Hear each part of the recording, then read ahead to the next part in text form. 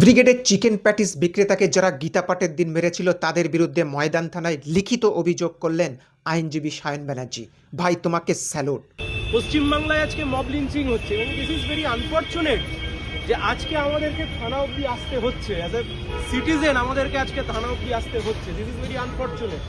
তার কারণ পুলিশের কাছে এই স্কোপ তো রয়েছে, পুলিশের কাছে এই পাওয়ার রয়েছে, পুলিশের কাছে এই প্রভিশনস রয়েছে যে পুলিশ নিজে সুমোটোতে এফআইআর করে পুলিশ ইনভেস্টিগেট করতে পারে। কিন্তু প্রশ্ন হচ্ছে, ল অ্যান্ড অর্ডার যাদের হাতে, সেই পশ্চিমবঙ্গ সরকারের পুলিশ প্রশাসন কি করছে? খোদ কলকাতার বুকে এক নিরীহ প্যাটিস বিক্রেতাকে এতজন মিলে গণপিটুনি দিল, আর সেই ভিডিও পুরো রাজ্য জুড়ে ভাইরাল হলো, আর দিদির প্রশাসন সেটাকে চুপচাপ বসে দেখছে। এখনো কাউকে গ্রেপ্তার করলো না, আর সায়ন ব্যানার্জির মতো আইনজীবীদের অভিযোগ দায়ের করতে হচ্ছে।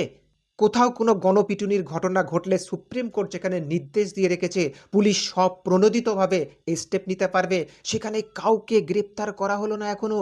কেন? গ্রেপ্তার করলে কি হিন্দু ভোটার ক্ষিপ্ত হয়ে যাবে, তার ভয়।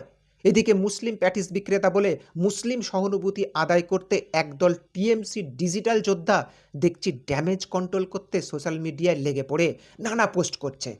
তাদেরকে বলছি, ভাই, তোদের সরকারকে একটু প্রশ্ন কর যে ল অ্যান্ড অর্ডার তোদেরই দিদির হাতে থাকা সত্ত্বেও কেন খোদ কলকাতার বুকে এমন ঘটনা ঘটলো, আর ঘটলই বা যদি, তো এতদিন কেটে যাওয়ার পরও কেন এদের বিরুদ্ধে পুলিশ কোনো স্টেপ নিল না? এটুকু প্রশ্ন করে একটু ঘুরিয়ে পোস্ট করত দেখি। একজন প্রকৃত যোদ্ধা সেই যে নিজের দলকেও ঘুরিয়ে সাদা কালো চোখে আঙুল দিয়ে দেখাতে পারে।